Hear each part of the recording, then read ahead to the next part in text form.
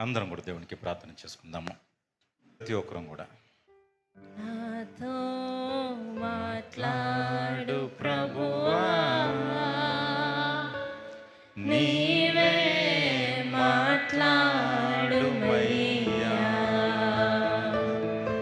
నాతో మాట్లాడు ప్రభువా, నీవే మాట్లాడుమయ్యా. నీవు పలికితే నాకు మేలయ్యా, నీవు పలికితే నాకు మేలయ్యా. నీ దర్శనమే నాకు చాలా. అవును తండ్రి, నీ దర్శనం మాకు చాలు ప్రభా. నీవు మాట్లాడితే మాకు ప్రభు నా తండ్రి మా జీవితాలు బాగుపడతాయి. నీ వాక్యపు వెలుగులో ప్రతి ఒక్క బిడ్డని మీరు నడిపించండి ప్రభువా. మా అందరిని మీరు బలపరచండి. వినగల చెవులను గ్రహించే మనస్సులను మా అందరికి అనుగ్రహించమని కోరుచు. ప్రతి బిడ్డని మీరు దీవించమని కోరుచు. యేసునామని ప్రార్థన సమర్పిస్తున్నాం మా పరమ తండ్రి, ఆమేన్. హల్లెలూయా. యేసుక్రీస్తు నామమున మీ అందరూ కూడా శుభాలు తెలియజేస్తూ ఉన్నాను. ఆంటంలోనికి వెళ్దాము. హల్లెలూయా, హల్లెలూయా.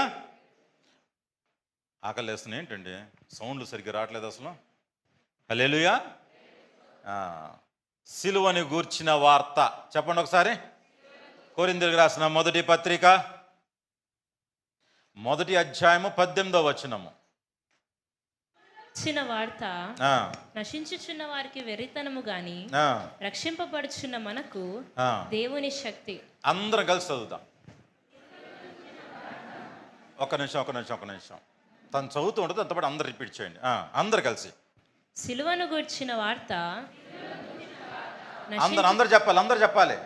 మళ్ళొకసారి. సిలువను గూర్చిన వార్త నశించుచున్న వారికి వెర్రితనము గాని రక్షింపబడుచున్న మనకి దేవుని శక్తి. హల్లెలూయా, హల్లెలూయా. సిలువని గూర్చిన వార్త నశించుచున్న వారికి ఎలాగుంటుందంట?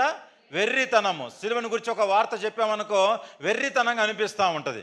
కానీ రక్షింపబడుచున్న మనందరికీ కూడా ఏమిస్తుంది అని అంటే శక్తిని, దేవుడి యొక్క శక్తిని మనకి అనుగ్రహించేది ఏంటిది అని అంటే సిలువని గూర్చిన వార్త. ప్రియమైన దేవుని బిడ్డలారా, ఈ ప్రపంచంలో రకరకాల వార్తలు ఉన్నాయి. నిన్ను ఏడిపించే వార్తలు ఉన్నాయి, నిన్ను సంతోషింపచేసే వార్తలు ఉన్నాయి. అవునంటారా కాదంటారా?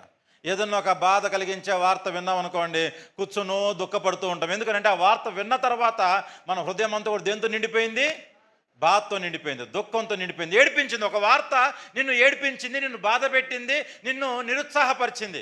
కొన్ని వార్తలు ఎలా ఉంటాయనంటే నిన్ను సంతోషింపచేస్తుంది, నువ్వు ఆనందించేటట్లు చేస్తుంది. కొన్ని వార్తలు ఎట్లా ఉంటాయనంటే నీ జీవితాన్ని మెరుగుపరచడానికి కావచ్చు, లేకపోతే నువ్వు ఉన్న పరిస్థితుల నుంచి బయటికి నడిపించడం కావచ్చు. కొన్ని వార్తలు అలాగ చేస్తూ ఉంటాయి.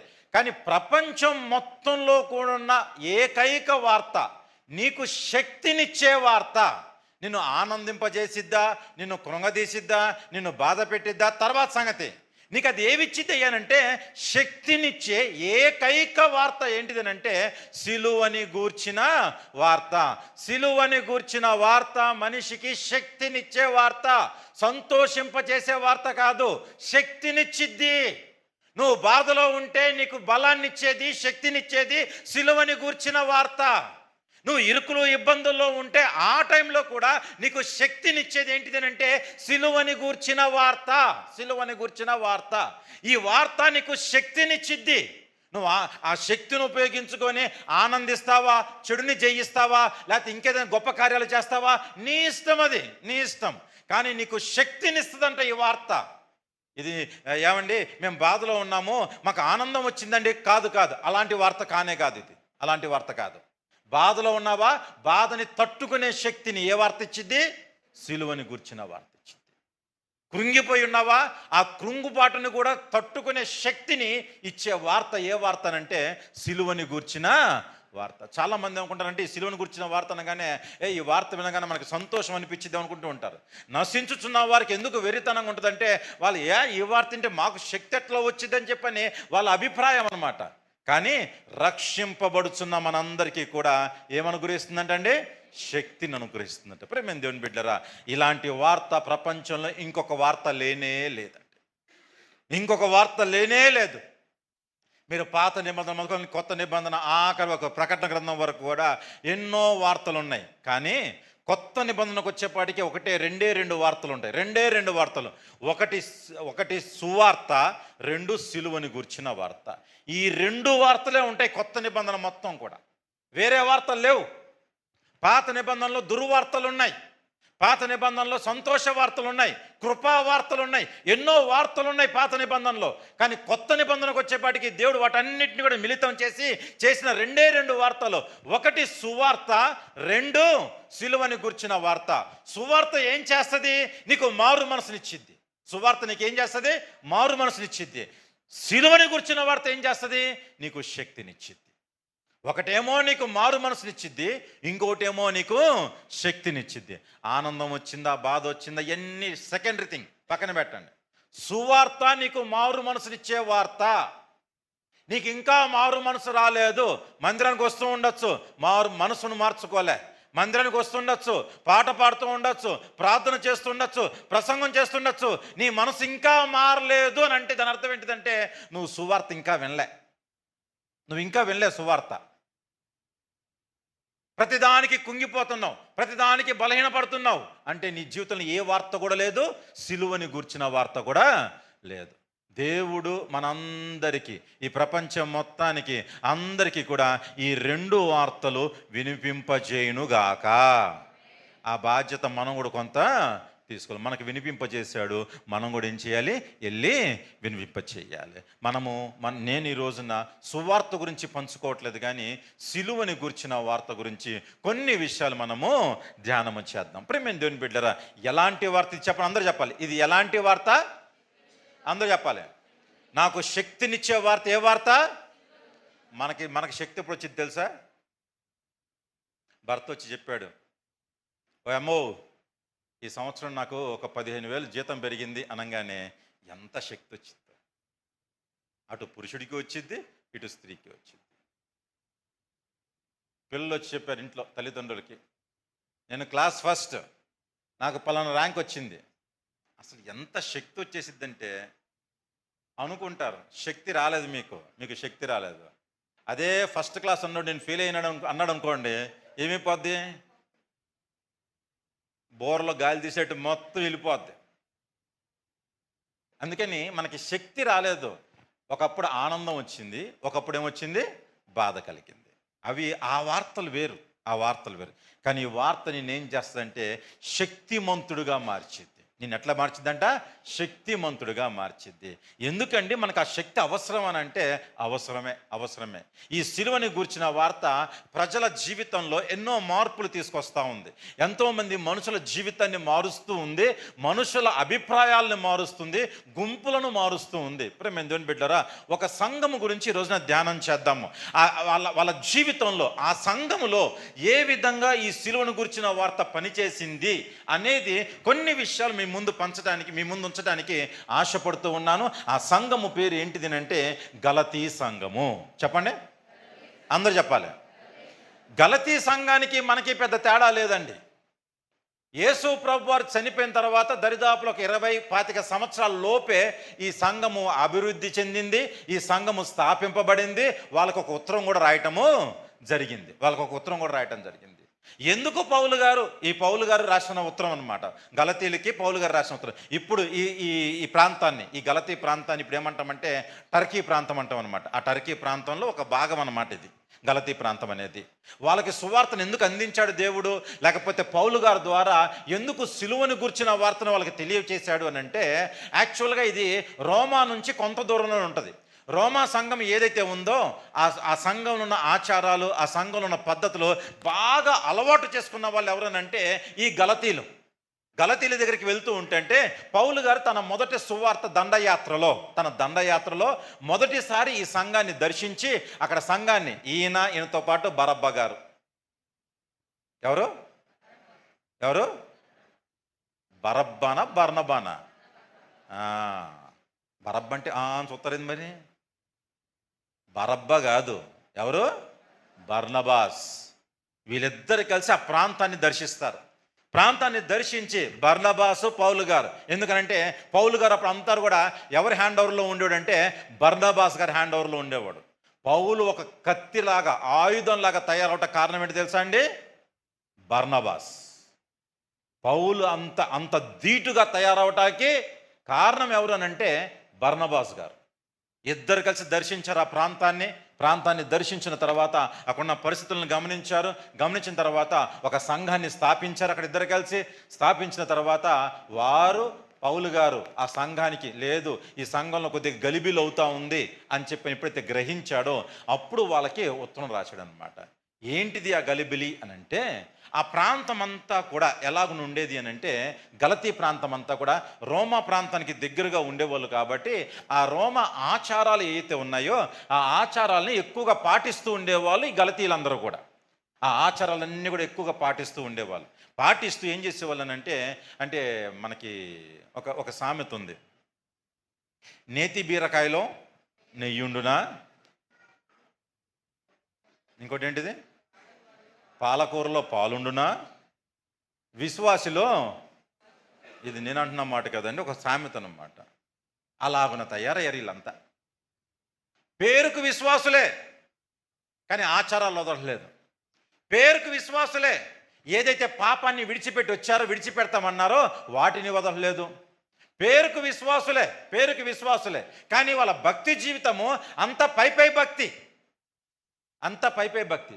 పేరుకు విశ్వాసులే, దేవుడి సన్నిధిలో ఎదగాలన్న తపన తక్కువ, ఎదగాలన్న ఆలోచన ఎక్కువ. ఆలోచన ఉంటుంది. ఈ రోజున చాలామంది బిడ్డలు కూడా అదే ఉంటుంది. ఏముంటుంది? నేను దేవుళ్ళో, చెప్పండి, ఈ ఆలోచన కన్నా ఎక్కువ ఆలోచన ఏది ఉంటుంది తెలుసా? దేవుడు మమ్మల్ని ఏం చేయాలి, ఈ ఆలోచన ఎక్కువ ఉంటుంది ఈ దినాల్లో. అదే ఆలోచన వాళ్ళకు కూడా ఉంది. ఎవరికి? గలతీలకి అదే ఆలోచన. మేము ఆత్మీయంగా ఎదగాలి అన్న ఆలోచన కంటే దేవుడు మమ్మల్ని బహుగా ఆశీర్వదించాలన్న ఆలోచన ఎక్కువ వాళ్ళకి. అక్కడున్న బోధకులు కూడా అలాగనే ఉండేవాళ్ళు, ఆ చుట్టుపక్కల ఉన్న ప్రాంతపు వారు కూడా. ఎందుకంటే ప్రాస్పరిటీ గాస్పుల్ ఎక్కువగా బోధిస్తూ ఉండేవాళ్ళు ఆ టైంలో. ఆ ప్రాస్పరిటీ గాస్పుల్ని ఎక్కువగా బోధించడం వల్ల, ఒరే బాబు నువ్వు పలానా తప్పు చేస్తున్నావురా, నువ్వు పాపాన్ని విడిచిపెట్టానంటే అయిపోయా, కేలకతం దుకాణం మంది అక్కడక. ఇక వద్దు, మాకు అది వద్దు, ఇక మాకు ప్రార్థన వద్దు, ఏమీ వద్దు. కొద్దిగా ఒక చిన్న కండిషన్ పెట్టామంటే వద్దు, మాకు ప్రార్థన వద్దు, మీరు ఖచ్చితంగా రావాలని చెప్పి అన్నాం అనుకోండి, నీ దగ్గరికేనండి వచ్చేది, బొచ్చుడునే మేము వెళ్ళేది. ఏంటిది అంటే ప్రాస్పరిటీ గాస్పల్ ఎక్కువ కావాలి ఆ రోజుల్లో. అందుకని వాళ్ళకి పెట్టిన పేరు ఏంటిదంటే దురద చెవులు. వాళ్ళకి ఏమున్నాయి ఏంటండి? చెప్పాలి, అందరూ చెప్పాలి. ఇదిగో వీడు ఇట్టంటోడు అనగానే అయిపోయాయి వాళ్ళ పని. వాళ్ళు వినేవాళ్ళు. దేవుడి యొక్క వార్త కంటే, దేవుని గూర్చిన వార్త కంటే వారు మనుషుల వార్తలకి, మనుషులు చెప్పే మాటలకి ఎక్కువ ప్రభావితం అవుతూ ఉండేవాళ్ళు. అలాంటి సందర్భాలన్నింటినీ చూశాడు అక్కడ. మోషే ఏదైతే చెప్పాడో వాటిని ఎక్కువగా అక్కడ ఉన్న ఒక చిన్న అంటే ఏమంటాం దాన్ని, మిస్అండర్స్టాండింగ్ ఏంటిదని అంటే, అక్కడున్న కొంతమంది ఏం బోధించేవాళ్ళంటే ప్రతి ఒక్కరూ సున్నతి చేయించుకోవాలని చెప్పని బలవంతం చేసేవాళ్ళు. పౌలు ఏం బోధించేవాడు అంటే, అరే బాబు, సున్నతి అనేది కానే కాదు, మన హృదయానికి సంబంధించింది, మన శరీరానికి సంబంధించింది కాదు, కేవలం క్రియలు మాత్రమే ఉంటే కాదు, మనందరం కూడా విశ్వాసాన్ని బట్టి దేవుడి సన్నిధిలో ముందుకెళ్తా ఉండాలి. మనకు లోపల విశ్వాసం లేదు, రక్షణ అనుభవం లేదు, భయం లేదు, భక్తి లేదు, ఏదో ఒక ఆదివారం వచ్చేసి ఊరు చేసినంత మాత్రాన మనం రక్షింపబడం రా బాబు, సున్నతి చేయించుకున్నంత మాత్రాన మనం గొప్పవారం అయిపోము, పరలోక రాజ్యం రాదు. మనకి చేసే తప్పులన్నీ చేసి మనం ఒక 100 మందికి చీరలు పంచినా, లేకపోతే ఒకసారి ఏదో గొప్ప కార్యం చేసినంత మాత్రాన మనకి రక్షణ రాదురా బాబు అని చెప్పని వాళ్ళకి చెబుతూ ఉన్నా సరే కొంతమంది వింటూ ఉన్నారు, కొంతమంది వినట్లేదు. అలాంటి సందర్భంలో డిసైడ్ అయ్యారు, లేదు వీళ్ళకి ఏం చేయాలి, ప్రతి వారం నేను వెళ్ళి బోధించాలంటే కష్టం అయింది, వీళ్ళకి ఒక ఉత్తరం రాయాలి. ఈ ఉత్తరంలో దేన్ని ఎక్కువగా ప్రస్తావించాలని అంటే, ఆల్రెడీ సువార్త చెప్పేశా, ఇప్పుడు ఏం చెప్పాలి నేను వీళ్ళకి? సిలువని గూర్చిన వార్త. దురద చెవులు ఉన్న వాళ్ళు ఉన్నారు, దేవుడి సన్నిధికి సరిగా రాని వారు ఉన్నారు. అలాంటి వారందరూ మార్చబడాలి అని అంటే వీళ్ళకి సువార్తని గూర్చిన వార్త చెప్పాలి, అది ఎలాగన ప్రభావితం చేసిందో చెప్పాలి అని చెప్పని ఈయన ఒక అడుగు వేసి ముందుకు వచ్చాడు. ముందుకు వచ్చి అక్కడున్న 6 అధ్యాయాలు ఉంటాయండి. 6 అధ్యాయాలు చాలా గుంపులు ఉంటాయి. ఒక 3 గుంపుల గురించి నేను మీ వద్ద ప్రస్తావన తీసుకొస్తాను. ఒక 3 గుంపుల గురించి. మొదటి గుంపు ఏంటిది అంటే ఈ సిలువని గూర్చిన వార్త నిన్ను ఈ గుంపుగా మార్చాలన్న ఉద్దేశంతో ఈ గుంపుల గురించి చెప్తున్నాను. ఒక సిలువని గుర్చిన వార్త మనల్ని ఎట్లా మార్చాలి, ఆ వార్త మనల్ని ఏ విధంగా శక్తిమంతులుగా మార్చాలి, ఏ విషయంలో శక్తిమంతులు చెయ్యాలి అనే విషయమై 3 విషయాలు నేను మీ ముందు ఉంచడానికి ప్రయత్నం చేస్తాను. జాగ్రత్తగా వినాలని చెప్పి మనవి చేస్తున్నాను. 5వ అధ్యాయం, మొదటి గుంపు 5వ అధ్యాయం 24వ వచనం చదువుదాం. ఇట్టి వాటికి విరోధమైన నియమం ఏదియూ లేదు. క్రీస్తు యేసు సంబంధులు శరీరమును దాని ఇచ్చలతోను దురాశలతోను సిలువ వేసి ఉన్నారు. క్రీస్తు యేసు సంబంధులు. మొదటి గుంపు ఏంటి చెప్పండి? క్రీస్తు యేసుకి సంబంధించిన వారు వీళ్ళంతా కూడా. వీళ్ళకున్న ఒక అలవాటు ఏంటిది అని అంటే దురాశలను, శరీరేచ్ఛలను సిలువ వేస్తారంట వీళ్ళు. క్రీస్తు యేసు సంబంధులు దురాశలను, ఇంకా ఏముందంటే అక్కడ శరీరాశలను, దాని ఇచ్చ అంటే దాని కోరికలు, శరీరంలో పుట్టే రకరకాల కోరికలను తీసుకొని వీళ్ళు ఏం చేస్తారంటండి? చెప్పాలండి, అందరు చెప్పాలి. నేను చెప్పేది అర్థమవుతుందా? మీరు మరలా సిలువ వేచురు అన్నమాట ఎక్కడ లేదు, హెబ్రీలో ఉంటుంది. మీరు దాన్ని కన్ఫ్యూజ్ అవ్వమాకండి. తెలిసిందా? అక్కడ బ్యాచ్ వేరు, ఈ బ్యాచ్ వేరు. ఈ బ్యాచ్ ఎలాంటి బ్యాచ్ అని అంటే శరీరంలో కోరిక పుట్టింది వీళ్ళకి, ఏదైనా తప్పుడు కోరిక పుట్టింది, ఏదైనా అనాలోచన పుట్టింది, చెయ్యకూడని పని ఆలోచన వచ్చింది వీళ్ళకి. వీళ్ళు ఏం చేస్తారంటే ఆ ఆలోచన తీసుకుని వెళ్ళి వాళ్ళకి గుర్తొచ్చింది వెంటనే, అరే ఈ ఆలోచన పుట్టింది కదా, నేను క్రీస్తు యేసు సంబంధిని కదా,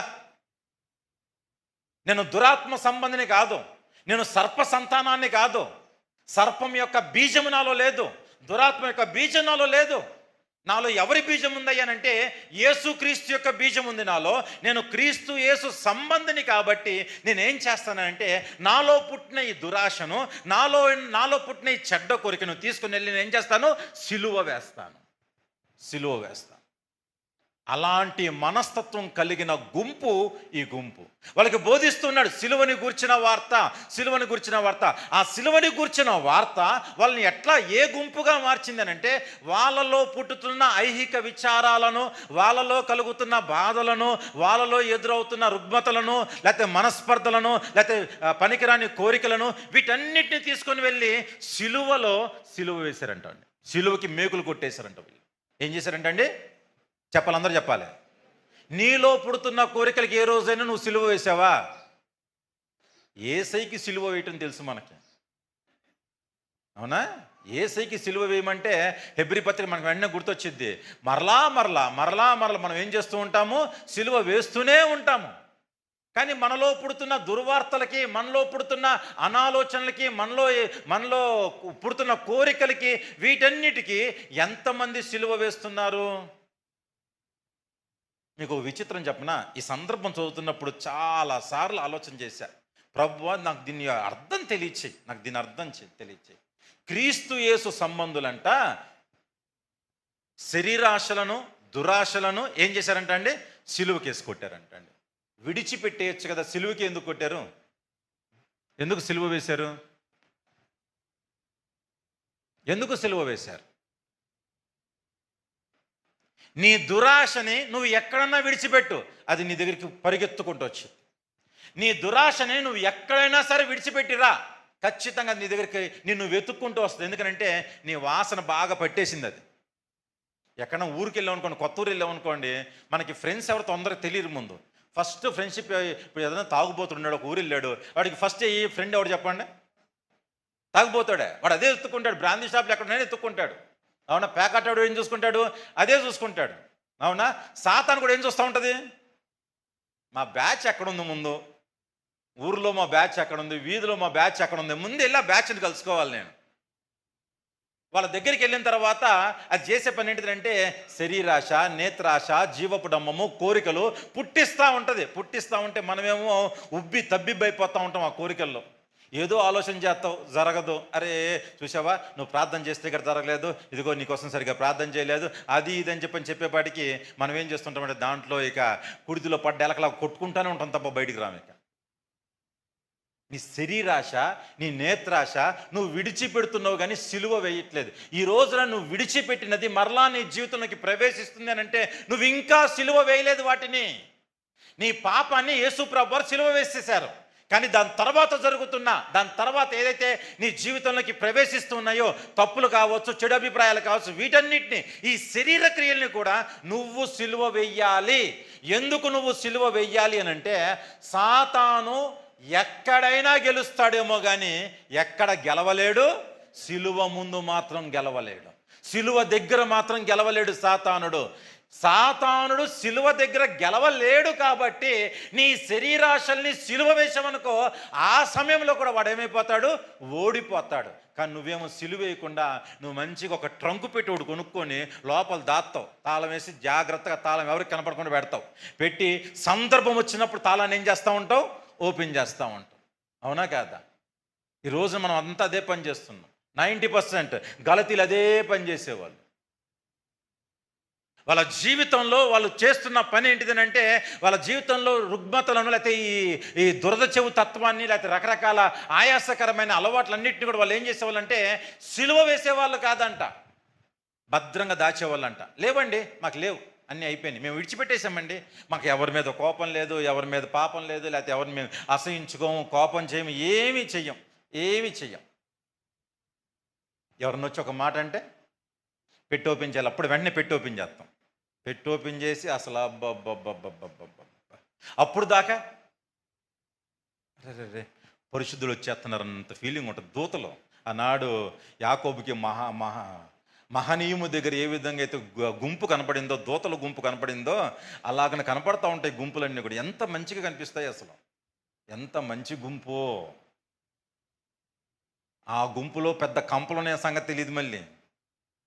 అమ్మో, అసలు ఏలు ఎట్టామంటే ఏలు కూడా వచ్చిందో తెలియదు మళ్ళీ బయటికి. మనకి అంత దారుణంగా ఉంటాం. ఒక ఆయన చెప్తున్నాడు మొన్న ఒక రోజు స్టేటస్ పెట్టా, ఎంతమంది చూసారో తెలియదు కానీ, బాప్టిజం తీసుకుని అందరూ చేతులు ఎత్తండి ఒకసారి. అందరూ బాప్టిజాలు తీసుకున్న అందరూ చేతులు ఎత్తాలి. Very good. బాప్టిజం తీసుకున్న జనసమాన్లే, బాప్టిజాలు తీసుకున్నారు కదా. మీరు బాప్టిజం తీసుకున్నారు, మీ నోటికి బాప్టిజం ఇచ్చారా? దానికి బాప్టిజం వద్దండి. ఎందుకంటే దానికి ఇష్టం వచ్చినట్టు ప్రవర్తించాలి, మాట్లాడాలి కదా, చాలా రకరకాల మాటలు మాట్లాడాలి. అది దానికి బాప్టిజం ఎత్తేట్టాగా. నేను బాప్టిజం తీసుకున్నా, నోర్లు ఇంకేమవలేదంట. అమ్మా, అయ్యలారా, అమ్మలారా, ముందు నూరులకు బాప్టిజాలు ఇవ్వండి. మీకు కుదరపోతే చెప్పండి, పైన మళ్ళీ ట్యాంకు నింపుతాం, మళ్ళీ ముంచుతాం. ఈసారి డైరెక్ట్ నీళ్ళు దాంట్లోనే పోతాం. ఇక ప్రతిసారి ఏం చెప్తా, నాకు అది విన్న తర్వాత నాకు డౌట్ వచ్చింది. ప్రతిసారి ముక్కు మూసుకొని నోరు మూసుకొని అంటాం తప్పేమో అనిపించింది నాకు. ఇక్కడ నుంచి బాప్టిజాలు ఇచ్చేటప్పుడు ముక్కు మూసుకొని నోరు మూసుకొని చెప్పకూడదు, గట్టిగా నోరు పెద్దగా తెరబడినమ్మా అని చెప్పాలి ఇక్కడ నుంచి ఎవరికైనా బాప్టిజం ఇచ్చేటప్పుడు. అవునా కదా? ప్రతిసారి అదే పని చేస్తుంది. నాకు అది చూసిన తర్వాత పాస్టర్ గారు వాక్యం చెప్తున్నాడు. అది ఒక ఆయన పెద్ద చర్చిలో వాక్యం చెప్తున్నాడు, మీరు బాప్టిజాలు పొందారు కానీ మీ నోరులు బాప్టిజాలు పొందలేదని. నాకు అనిపించింది, ఇక నుంచి బాప్టిజాలు ఇచ్చేటప్పుడు లేదా ఇంకో చిన్న పని చేద్దాం. ఇప్పుడు దాకా బాప్టిజాలు తీసుకున్న అందరూ కూడా మళ్ళీ బాప్టిజం ఇవ్వాలి, నోటికి బాప్టిజం ఇవ్వాలి. ఇక వారానికి కొంతమంది ఎత్తా కూర్చోవాలి. ఇక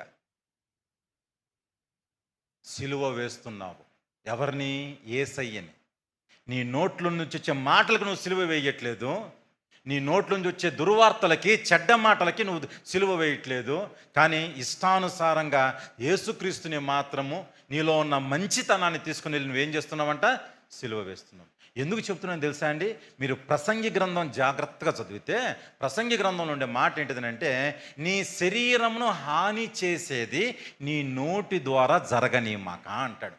అంటే నీ నోట్లోంచి వచ్చే మాట, అది అబద్ధమే కావచ్చు, భూతే కావచ్చు, చెడ్డ మాటే కావచ్చు, ఎదురు చెప్పే తత్వం కావచ్చు, లేకపోతే రెట్టమతమే కావచ్చు, మొండితనమే కావచ్చు, ఏ మాట అయితే నీ నోటంట వస్తుందో బీ కేర్ఫుల్.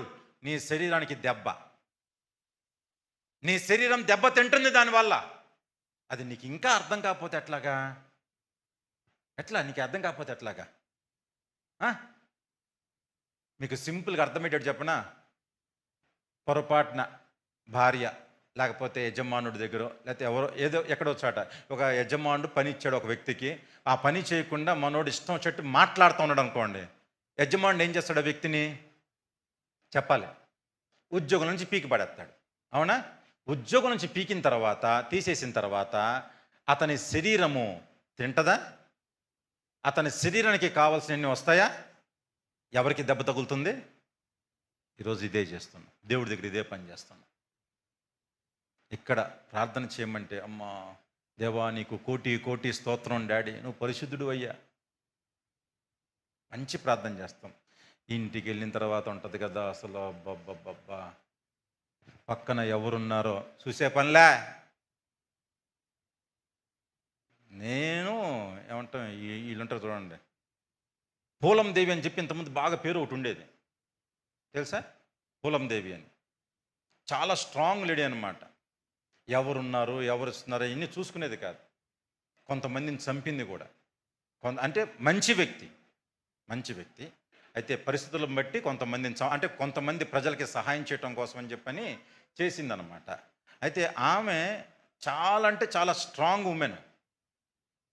అయితే ఆమె చేసిన ప్రతి పని మనిషికి గౌరవాన్ని తీసుకొచ్చింది. ఆమె ఎక్కువ ఎవరిని సాకిందయ్యానంటే, ఆమె ఒక నక్సలైట్ లాగా తీవ్రవాదిలాగా పేరు పొందింది, కానీ అనేక మంది వ్యభిచారులను సాకిందాం. అనేక మంది వ్యభిచారులను భయంకరంగా ఆ రొంపలోకి దించిన వారిని వాళ్ళందరినీ చంపి లేకపోతే వాళ్ళందరినీ బయటికి తీసుకొచ్చి రకరకాల మంచి పనులు చేసింది. ఆమె గురించి ఒక బ్యాడ్ నేమ్ ఉండేది. ఏంటిదంటే, ఇవన్నీ మంచి పనులు చేసిద్దండి కానీ ఇవి నోరు కంట్రోల్లో ఉండదండి. ఇవన్నీ మంచి పనులే చేసిద్ది కానీ ఇంటర్వ్యూ చేసేటప్పుడు లేకపోతే ఆమె హిస్టరీ చదువుతుంటే మీకు అది తెలిసిద్ది. ఆమె చెప్పిన మాట ఏంటిదనంటే, ఏమండి నోరు తెరిచి మాట్లాడితేనే కదా జనాలు కొంతమంది వింటారు కొంతమంది వినరు అన్నట్టు మాట్లాడేదన్నమాట. మనం ఏమనుకుంటామంటే, ఇంటికి ఒక పూలం దేవి పూలం బేడీలు ఉంటారు. అబ్బో నువ్వు బాప్టిజం పొందావు సరే, నీ నోరు బాప్టిజం పొందిందా? నీ నోరు బాప్టిజం పొందిందా? సిలువ వేస్తున్నావా? ఎవరిని వేస్తున్నావు సిలువ? ప్రభువా. మళ్ళీ వాక్యం అంతా అయిపోయింది, మనం ప్రార్థన చేస్తాం తెలుసా? నా శరీరేచ్ఛలను నా కోరికలు నేను ఏం చేస్తాను? నిజంగా చేస్తారా? నిజంగా వేసే దమ్ముందా? ఆ శక్తినిచ్చేదే సిలువని కూర్చిన వార్త. తెలిసిందా? నీ వల్ల కాదు, నువ్వు శక్తిహీనుడివి, నీ వల్ల కాదు. నీ శరీరాశల్ని, నీ నోటి తొందరని, నీ పాపాన్ని, నీ ఆలోచనని సిలువ వేసే శక్తి నీకు లేదు. అందుకే నీ బలహీనుడిగా ఉన్న నిన్ను ఇప్పుడు శక్తిమంతుడిగా ఎందుకు మారుస్తుందా ఈ వార్తనంటే, నువ్వు సిలువ వేసే శక్తి నువ్వు పొందుకొని జీవించాలి. నువ్వు ఏ రోజైతే అలాంటి వాటికి సిలువ వేస్తావో, మరలా ఇంకొకసారి సాతాను అదే పనిని అదే అలవాటుని తీసుకొచ్చి నీ ఇంట్లో పెట్టలేదు. అది ఎందుకంటే సిలువ ముందు అది తల వంచాల్సిందే సాతాను. సిలువ ముందు తల వంచిద్ది సాతాను.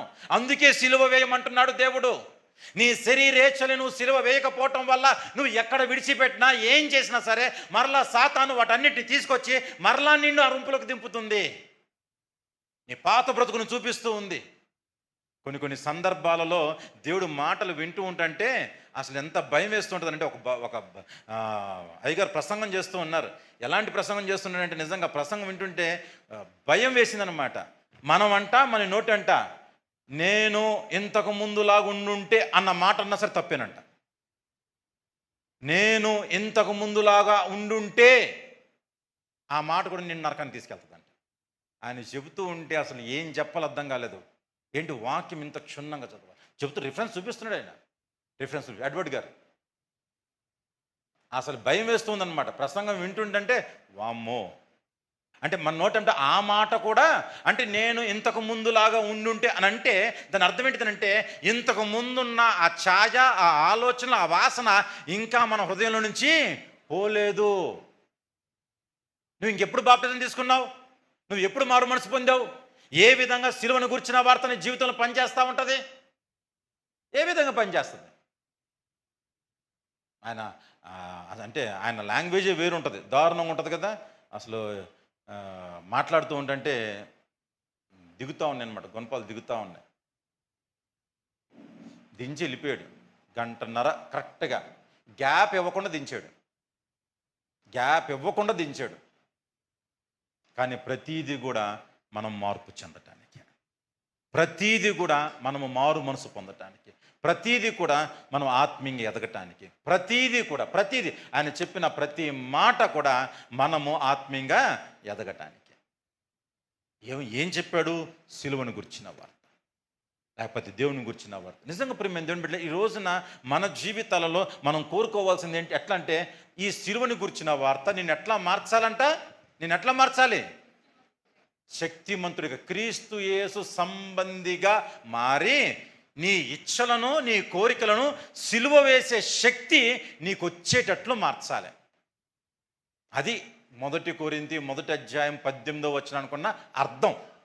నువ్వు ఒకవేళ ఆ శక్తి నువ్వు పొందుకోకపోతే, సిలువ వేసే శక్తి నీకు రాకపోతే, సిలువ వేసే శక్తి, నీ దురాశలకి సిలువ వేసే శక్తి, నీ నీరసానికి సిలువ వేసే శక్తి, నీ నిర్లక్ష్యానికి సిలువ వేసే శక్తి, నీ అనాలోచనకి సిలువ వేసే శక్తి, నీ తొందరపాటుకి సిలువ వేసే శక్తి, నీ కోపానికి సిలువ వేసే శక్తి, నీ పాపానికి సిలువ వేసే శక్తి, నీ పగకి సిలువ వేసే శక్తి, ప్రతి దానికి నీకు ఆ శక్తి రాకపోతే, సిలువ వేసే శక్తి రాకపోతే నువ్వు సిలువను గూర్చిన వార్త వినట్లేదు, ఇంకా అది నీకు శక్తినివ్వలేదు. ఇంకా రోజున ప్రేమ దేవుని బిడ్డలారా, జాగ్రత్త కలిగి ఉండాలి. సిలువని గూర్చిన వార్త ఒక వ్యక్తిని శక్తిమంతుడిగా మార్చింది. ఒక గుంపు తయారయ్యారు ఇప్పుడు గలతీ సంఘంలో. ఒకప్పుడు ఎట్లాగో ఉన్నారు, కానీ ఇప్పుడు ఒక గుంపు రెడీ అయింది. ఇది ఎలాంటి గుంపు అనంటే వాళ్ళ శరీరేచ్ఛలన్నింటినీ కూడా వాళ్ళు ఏం చేస్తున్నారంట? సిలువ వేస్తున్నారంట. అందుకే వాళ్ళకి దేవుడు ఏం పేరు పెట్టాడంటే, వీళ్ళే నా సంబంధులు. వీళ్ళే, అందరూ కాదు, వీళ్ళే నా సంబంధులు. ఎవరయ్యా వీరు? సిలువ వేసేశారు.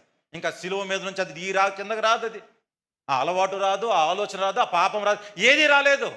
ఎందుకంటే సాతానికి సిలువ మీద నుంచి విడిపించే శక్తి లేదు. ఓడిపోయింది అక్కడ, అది ఓడిపోయింది. మన దేవుని బిడ్డలారా, నీ జీవితంలో సిలువ వేస్తున్నావా? పాపానికి మొదటి గుంపు తయారైన మొదటి గుంపు. రెండవ గుంపు ఒక్కసారి 6వ అధ్యాయం 14వ వచనం. త్వరగా, టైం ఇవాళ చాలా అయిపోయింది, త్వరగా. అయితే మన ప్రభువైన యేసుక్రీస్తు సిలువయందు తప్ప మరి దేని యందును అతిశయించుట నాకు దూరమవును గాక. ఏనట? అందరూ చెప్పండి ఒకసారి.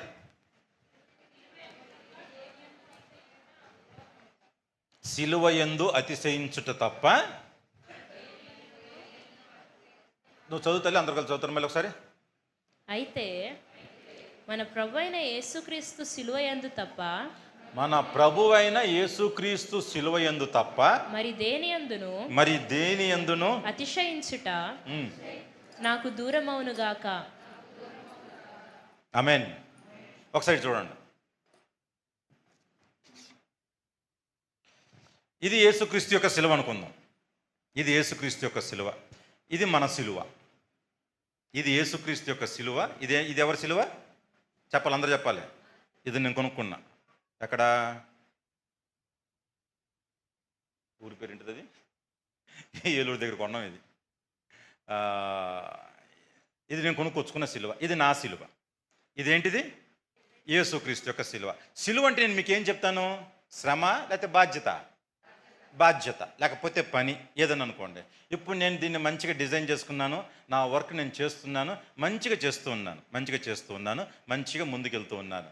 ఏదో ఒక రోజు నేను చేసిన పని నేను చూశాను. ఇట్లాగా చూసి నాకు ఏదో ఒక రోజున అబ్బా నేను చాలా మంచి పని చేశాను అనిపించిద్దా లేదా? ఇది నా సిలువ. అంటే నాకు ఒక సిలువ ఉండాలి, క్రీస్తు యేసు సిలువ ఒకటి ఉండాలి. మనకి 2 సిలువలు ఉండాలి ఎప్పుడు కూడా. మన దగ్గర ఒక సిలువ ఉండాలి, ఎదురుగా ఇంకో సిలువ ఉండాలి. ఈ సిలువను చూస్తూ ఈ సిలువను మొయ్యాలి. మనం చేయాల్సిన పని ఏంటిదనంటే, యేసుక్రీస్తు యొక్క సిలువను చూస్తూ మన సిలువని మోసుకుంటూ వెళ్ళాలి. ఇది మనం చేయాల్సిన పని. అసలు తెలిసిందా? యేసుక్రీస్తు యొక్క సిలువని చూస్తూ మన మీద ఉన్న సిలువని మనం జాగ్రత్తగా భద్రంగా మోసుకుంటూ వెళ్ళాలి. కొంత దూరం నడిచిన తర్వాత మనం ఏం చేస్తున్నాము? స్టార్టింగ్లో మన సిలువను బాగానే ఎత్తుకున్నాము, యేసుక్రీస్తు యొక్క సిలువను చూస్తున్నాము, అడుగులు కొద్దిగా బాగానే పడుతున్నాయి. కొన్ని రోజులు అయిపోయిన తర్వాత ఈ సిలువను చూస్తాం మానేస్తాము, ఈ సిలువను చూస్తూ ఉంటాం, మన సిలువను చూసుకుంటూ ఉన్నాం. ఈ మన సిలువను చూసుకొని మనం ఏం చేస్తామంటే అతిశయించటం మొదలు పెడతా ఉంటాం. దేన్ని చూసి? చెప్పాలి, అందరూ చెప్పాలి, అందరూ చెప్పాలి. మన సిలువని చూసి. ఈ సిలువ ఏం చేసిందనంటే, నువ్వు మంచిగా పని చేస్తున్నావు కాబట్టి నీకు మధ్యలో కొన్ని ఇచ్చింది. ఇక ఇచ్చినాయి అనుకోండి. ఈ సిలువ ఏం చేసింది? వీటిని ఇచ్చింది. ఇవి ఆశీర్వాదాలు అనుకోండి, లేకపోతే మంచి ఇల్లు అనుకోండి, లేకపోతే మంచి పిల్లలు అనుకోండి, ఫస్ట్ ర్యాంకులు అనుకోండి, ఐఏఎస్లు, ఐపీఎస్లు, ఇవన్నీ అనుకోండి. ఇవి ఏంటంటే అంత చిన్నగా ఉన్నాయి అనుకుంటున్నారా? చిన్నగానే ఉంటాయి ఇవన్నీ. తెలిసిందా? సో ఈ సిలువ ఏం చేసిందంటే, నువ్వు చేస్తున్న పనికి తగ్గట్లుగా నీకు ఈ ప్రతిఫలాన్ని ఇచ్చింది. మనం కొన్ని రోజులు ఏం చేస్తాం? ఈ సిలువను చూసాం మనం. ఇది మనం మోసుకెళ్తున్న సిలువ కదా. ఈ మన సిలువను చూసుకొని హ్యాపీ ఫీల్ అయ్యాము. కొన్ని రోజులకి ఇవి వచ్చినాయి. ఏమొచ్చినాయి?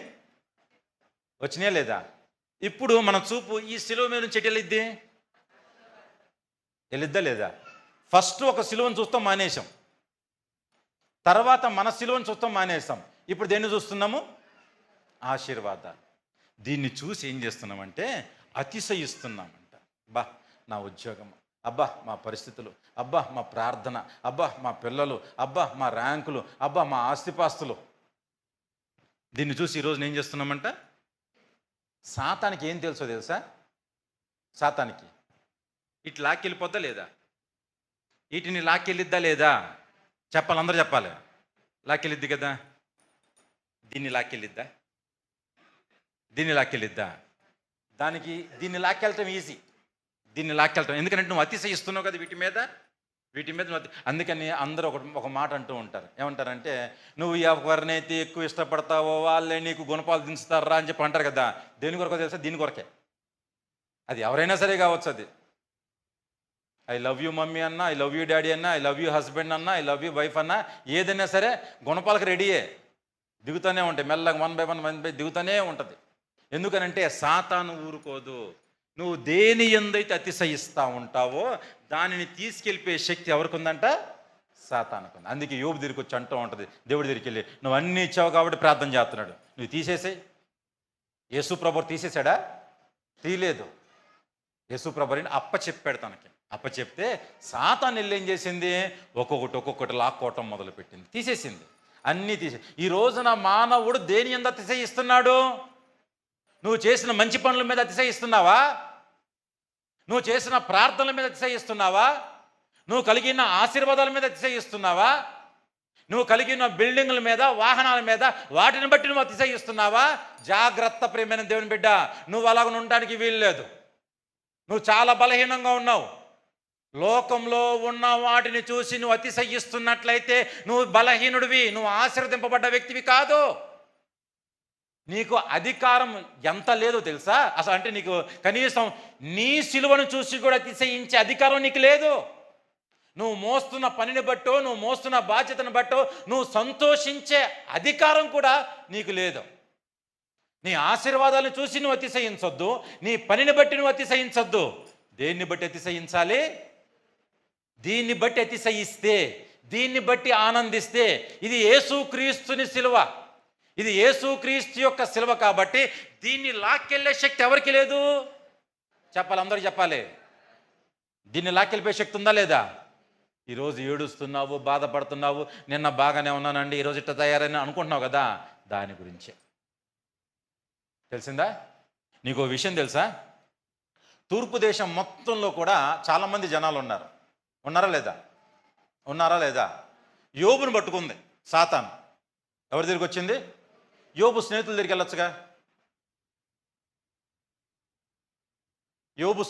వెళ్ళొచ్చుగా. చెప్పాలి. దేవుడి చిత్తం జరగాలి కదండి, అంతేనా? దాని దగ్గరికి వెళ్ళి, సాతాన్ దగ్గరికి వెళ్ళి, సాతానా యోబు దగ్గరికి ఎందుకు వచ్చావు? వాళ్ళు 3 ఉన్నారు కదా, ఏంటో ఒకడే ఉన్నాడు, అక్కడ 3 ఉన్నారు కదా, వాళ్ళని పట్టుకోవచ్చు కదా అంటే, పిచ్చోడా, వాళ్ళని ఎప్పుడో పట్టుకున్నా. ఇప్పుడు పట్టుకోవాల్సింది ఎవరిని? ఏ వ్యక్తి అయితే స్టాండర్డ్గా ఉన్నాడో ప్రేయర్లో వాడిని పట్టుకోవాలి నేను. ఏ వ్యక్తి అయితే విశ్వాసంలో బలహీనంగా కాకుండా బలంగా ఉన్నాడో ఆ వ్యక్తిని పట్టుకోవాలి. ఈరోజు ప్రార్థన చేసి రేపు ప్రార్థన మర్చిపోయి పట్టించుకోవాల్సిన అవసరం లేదు నాకు. ఎందుకంటే నేను పోటీ పడాలి అని అంటే, నేను పట్టుకోవాలంటే నాకంటూ ఒక రేంజ్ ఉండాలి. ఎవరికి చెప్పాలి? చెప్పండి అమ్మా. ఇప్పుడు సాతాను మన దగ్గరికి రావాలన్నా సరే మనకంటూ ఒక విశ్వాసపు రేంజ్ ఉండాలి. అది చూస్తే తీసేయి వద్దు, అసలు వీళ్ళు వద్దు అసలు అనవసరం, వీళ్ళకి ఒక చిన్న శ్రమ పంపిస్తే చాలు, అయిపోయి వీళ్ళు మనం చూసిందనుకోండి, యేసు ప్రభు వారు నా ప్రియ కుమారులు అని చెప్పి ఎంతమంది అంటారో తెలియదు, కానీ సాతాను ఏమంటుందంటే వీళ్ళంతా నా ప్రియ కుమారులే. ఎందుకో తెలుసా? ఒక చిన్న శ్రమను పంపిస్తే అవిశ్వాసపు మాటలు మాట్లాడుతున్న వాళ్ళు వీళ్ళు, ప్రార్థనలో సరిగ్గా ఎదగని వారు. మీరు ప్రార్థనలకి దూరం అవ్వాలి అని అంటే, లేకపోతే ఇంకేదన్నా జరగాలి అని అంటే రెండే రెండు ఇష్యూలు. ఒకటి గొడవ, రెండు డబ్బు. కేల్ కథం. నీ విశ్వాసం దానికి పెట్టి తాళం వేసేయటమే. అయిపోయింది. డబ్బుని తీసుకొచ్చి పెట్టినా, గొడవని తీసుకొచ్చి పెట్టినా అయిపోయింది. ఇక విశ్వాసం ఎదిగేది ఉండదు. అదొక్కటే. కళ్ళు మూసుకున్నా, కళ్ళు తెరిచినా డబ్బు ఇదే కనిపిస్తూ ఉంటుంది. పని తీసుకొచ్చి పని పెట్టిందనుక అయిపోయాక 24 గంటలు దేవుడేమో పని చేయండి రా బాబు, మంచిగా పని చేయండి, పని చేసి భోజనం చేయాలి, అట్టగే ప్రార్థనలు కూడా చేయండి రా నాన్న అని చెప్పంటే, ఊరికయ్యా ఒక 2 గంటలు అయితే ఓటు ఇస్తారంట. నువ్వేమైనా ఎత్తవేంది? నాకు ఎత్తవేంది? మళ్ళీ అక్కడ ప్రార్థన చేస్తాం, ప్రభువా నన్ను క్షమించు ప్రభువా, నేను ఇప్పుడు ప్రార్థన చేసుకోలేకపోతున్నానయ్యా. దేవుడు ఏమంటాడంటే, ఓరి నాయనో, సాతాను పక్కన నిలబడితే, చూసావా దేవా, మనోడేదో తూరం అన్నావు కదా, మనోడేదో పెద్ద ఇదన్నావు కదా, ఫ్యామిలీ అన్నావు కదా, మంచి విశ్వాసం అన్నావు, అదన్నావు ఇదన్నావు, చూడు ఒక చిన్న ఆర్థిక ఇబ్బంది రాగానే అయిపోయింది ప్రార్థన. ఒక చిన్న మాట, ఓర్చుకోలేని తత్వం. ఇప్పుడు మన దేవుని బిడ్డ, నువ్వు ఎట్లా ఉంటున్నావు ఇది నాన్న? దేని ఎందు అతిశయిస్తున్నావు? నీ ఉద్యోగాన్ని బట్టి అతిశయించావా? జాగ్రత్త, సాతాను సిద్ధంగా ఉంది. నీ సొంత ఆలోచనలు బట్టో, లేకపోతే కొన్ని పరిస్థితులు ఎట్లా ఉంటాయంటే, మనకి ఈ సిలువ వద్దు, ఈ సిలువ కూడా వద్దు, మనకి ఇది వద్దు. ఇదేంటిది చెప్పాలి? ఇదేంటిది? ఇది మన సిలువ. ఈ రెండు వద్దు మనకి. ఏది కావాలి? ఈ సౌండ్లు బాగా చేస్తూ ఉంటాయి. ఏ కావాలి? దీని చుట్టూనే తిరుగుతూ ఉంటుంది. ఇది లేకుండా ఇది ఎక్కడి నుంచి వచ్చిద్ది? ఇది లేకుండా ఇది ఎక్కడి నుంచి వచ్చిద్ది? ఈ రెండు లింకా కాదా? అవునా కాదా చెప్పండి? ఖచ్చితంగా. ఈ రోజున ప్రేమ దేవుని బిడ్డలారా, దేని యందు అతిశయిస్తారు? పౌలు గారు ఎప్పుడు సంతోషంగా ఎందుకు ఉండేవాళ్ళు తెలుసా అండి? క్రీస్తు యేసు సిలువ యందు, తను మోస్తున్న సిలువ యందు కూడా తను అతిశయించలేదు. ఇప్పుడు నేను పరిచయం చేస్తున్నాను, లేకపోతే మనం ఏదో చేస్తున్నాము, మనం ఒక్కోసారి నేను ఎంత గొప్ప పరిచయం చేశానండి, లేకపోతే నేను ఎంత గొప్ప ప్రసంగం చేశానండి, ఎంత గొప్పగా సహాయాలు చేశానండి. అరే, ఇవన్నీ కూడా మురికి గుడ్డతో సమానం దేవుని దృష్టిలో. ఇదంతా కూడా ఒక మచ్చు కూడా పనికిరావు. నీ జీవితంలో క్రీస్తు యేసు సిలువను చూడాలి. నువ్వు ఆ సిలువ యందు అతిశయించాలి. ఎందుకనంటే దేవుడు నీకు ఎందుకు పెట్టాడు ఆ సిలువ అంటే, ఆ సిలువలోని శక్తిని నువ్వు పొందుకొని ఇలాంటి వాటిని చూస్తాం మానేసి ఇలాంటి వాటిని చూడాలి అని అంటే నీకేం కావాలి? శక్తి కావాలి నీకు. తెలిసిందా? అందుకని సిలువని గూర్చిన వార్త ఏం వార్త? శక్తినిచ్చే వార్త. ఎంత శక్తినిచ్చిద్ది? ఇది ఇటు ఉంది, ఇది ఇక్కడ ఉంది, మనం చూపెట్టి ఉంటుంది ఇంతే కదా మన చూపు అంతా. అవునా? ఇప్పుడు సిలువను గురించిన వార్త జాగ్రత్తగా విని దాన్ని నేర్చుకుందాం అనుకో, ఇది చేతిలోనే ఉంటుంది. మన చూపు అంత ఇటు ఉంటుంది. చెప్పాలి మీ చూపెట్టి ఉంది. ప్రభువా, ఇంటర్మీడియట్ ఎగ్జామ్స్ వస్తున్నాయి 25వ తారీఖు నుంచి, దాని తర్వాత 10th ఎగ్జామ్స్ వస్తున్నాయి, 6 600 అవుట్ ఆఫ్ 600 ఎన్ని అయ్యే ఈ తల గుర్తదే, ఈ గుర్తదే 10/10. ఇది పోతే పోయింది ప్రభా, అది ఎవరికి కావాలి అసలు? ఇది కూడా వద్దు, మళ్ళీ ఇది కూడా వద్దమ్మో, ఇది కూడా వద్దు. ఏం కావాలి? కింద గుత్తి మాత్రమే కావాలి. ఇక్కడ మనకు ఒక 10/10, లేకపోతే ఇక్కడ మనకి IAS IPS లేకపోతే ఒక కారు బొమ్మలు కనపడుతుంది అనుకోండి, ఇచ్చినందుకు నీకు చెప్పండి అమ్మా, ఎంత బలహీనమైపోయిన ఆలోచించండి ఒకసారి. యేసుక్రీస్తు అంటున్నాడు, నేను సిలువ వేయబడి ఉన్నాను, నా వైపు చూడండి. ప్రజలారా నా వైపు చూడండి అంటే మన చూపు దేని వైపు ఉంటుంది? ఎంత బాధాకరమైన విషయం అండి, ఎంత బాధాకరమైన విషయం. ఆయన చేసిన త్యాగం పక్కన పెట్టేశావు, ఆయన చూపించిన ప్రేమను పక్కన పెట్టేశావు, ఆయన కార్చిన కన్నీరుని పక్కన పెట్టేశావు, ప్రతీది పక్కన పెట్టేశావు. ప్రతీది పక్కన పెట్టేసి నీ శరీర కోరికలు ఏదైనా సరే కావచ్చు, ఒకటి గుర్తుపెట్టుకోండి, దేవుడి సన్నిధిలో ఎదగకుండా ఆపే ఏ కోరికైనా సరే ఫ్యూచర్లో మిమ్మల్ని ఏడిపిస్తాయి. దేవుని సన్నిధిలో ఎదగకుండా ఆపే ఏ కోరికైనా ఏ పనైనా సరే ఫ్యూచర్లో మనకి దాని ద్వారా నష్టమే తప్ప ఉపయోగము ఉండని.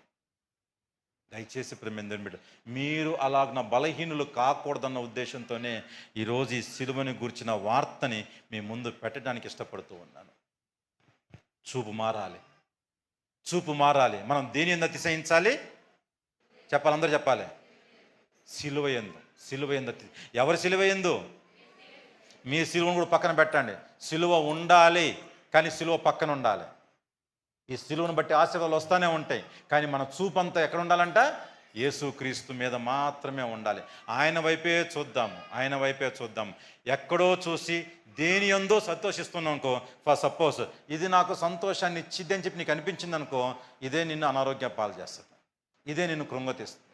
ఇది నీ ఏదైనా సరే కావచ్చు, ఇది నీ బిడ్డ కావచ్చు, నీ భర్త కావచ్చు, నీ భార్య కావచ్చు, నీ రిజల్ట్ కావచ్చు, నీ పని కావచ్చు, నీ ఆస్తిపాస్తులు కావచ్చు, ఏదైనా సరే కావచ్చు. దీని ద్వారా నేను ఆనందపడతాను అని అనుకుంటే మాత్రము జాగ్రత్త ప్రేమేంద్రుని బిడ్డరా, నువ్వు ఆనందపడాల్సింది దీని ద్వారా కాదు, దేవుడు మనకు అనుగ్రహించిన సిలువ ద్వారా. ఆ సిలువ యందు ఆనందిద్దాము, ఆ సిలువ యందు అతిశయిద్దాము. మన కోరికల్ని, మన ఇచ్చలను అన్నిటిని కూడా ఎక్కడ కొట్టాలి? మనందరం కూడా సిలువకేసి కొడదామా? చెప్పండి. 2 విషయాలు మాత్రం చెప్పిన టైం అయిపోయింది. To be continued. Next week ఇంకా కొన్ని పంచుకుందాం. దేవుడి మాటలు మన హృదయంలో ఫలింపచేయును గాక. మోకరించి ప్రార్థన చేద్దాం. ప్రతి ఒక్కరం కూడా, అందరం కూడా దేవునికి ప్రార్థన చేద్దాం. సిలువ మన జీవితంలో శక్తినిచ్చేది. ఈ రోజున నీ కోరిక, ఆ ప్రార్థనకి ఏం వెళ్తాంలే, ముందు దాన్నే సిలువై ముందు. ఈరోజు నాకు పని ఉందండి, ఈరోజు నాకు కుదరదండి, ఈరోజు నాకు అనారోగ్యం అండి, లేకపోతే ఈరోజు ఇంకేదో ఉందండి, ముందు ఆ అలవాటునే సిలువై. ఫ్యూచర్లో అదే అలవాటు నీ జీవితాన్ని పాడు చేయబోతుంది. అదే శరీర కొరక నీ జీవితాన్ని భ్రష్టు పట్టించబోతుంది. మన దేవుని బిడ్డలారా, దయచేసి కొన్ని అలవాట్లను సిలువ వేద్దాము. అరే, ఇదే నోటితో ప్రార్థన చేస్తున్నానే, ఇదే నోటితో ఆయన రక్తాన్ని తాగుతున్నానే,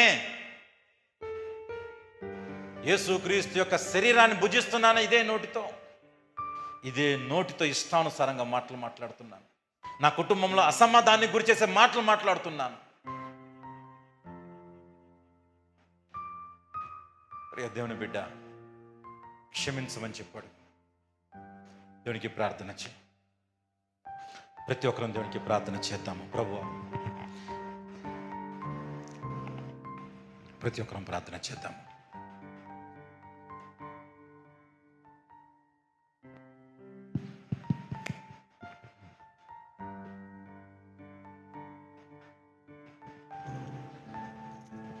ప్రార్థన చేద్దాం ప్రతి ఒక్కరం కూడా. నాదు పాపమే నిన్ను సిలువకు గురి చేసెన్,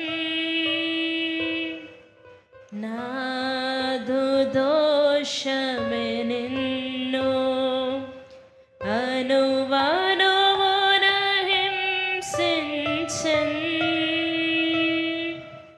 నాదు పాపమే నిన్ను సిలువకు గురి చేసెన్, నాదు దోషమే నిన్ను అనువనువున హింసించెన్. నీవు కార్చిన రక్తధారలే నా రక్షణ ఆధారం. నీవు కార్చిన రక్తధారలే నా రక్షణకాధారం. సిలువను చేరెదను విరిగిన హృదయముతోను. సిలువను ప్రతి ఒక్కరు కూడా కొన్ని నిమిషాలు. చేరెదను ప్రతి ఒక్కరు కూడా. విరిగిన హృదయముతోను. నేను సిలువ వేయాల్సి చాలా ఉన్నాయి. బలియైన యేసయ్యా, బలియైన యేసయ్యా, బలియైన యేసయ్యా, బలియైన యేసయ్యా, నిలువెల్లనలిగితివా, నీవెంతో అలసితివా, నిలువెల్లనలిగితివా, నీవెంతో అలసితివా. సిలువలో ఆ సిలువలో ఆ ఘోర కల్వరిలో తులువల మధ్యలో వేలాడిన యేసయ్యా. ప్రార్థన చేసుకుందాం. ప్రతి ఒక్కరికి ప్రార్థన చేద్దాం. సర్వోన్నతుడా, స్తోత్రములు తండ్రి. మా కోసం వెళ్ళాడినావయ్యా, మా కోసం సిలువకెక్కినవు నా తండ్రి. ఆ త్యాగాన్ని ప్రభా మేము జాగ్రత్తగా అర్థం చేసుకొని నీ త్యాగానికి తగినట్లుగా ప్రభా మేము జీవించినట్లు మాకు సహాయతం దయచేయండి. మమ్మల్ని అందరినీ బలపరచండి అయ్యా. అవును తండ్రి, గలతీ సంఘములు నా తండ్రి ఏ విధంగా అయితే ఉందో మేము అలాగనే ఉంటున్నామేమో, మమ్మల్ని క్షమించండి. ఇది మొదలుకొని నా తండ్రి నీ యందు మాత్రమే, నీ సిలువ యందు మాత్రమే అతిశయించున్నట్లు మమ్మల్ని బలపరచండి. అట్టి శక్తిని మాకు దయచేయండి.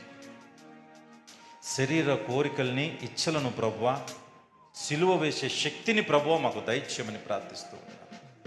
ప్రతి ఒక్క బిడ్డని అట్టి శక్తిమంతుడిగా మీరే మార్చమని కోరుచు యేసునామని ప్రార్థన సమర్పిస్తున్నాం మా పరమ తండ్రి. ఆమేన్.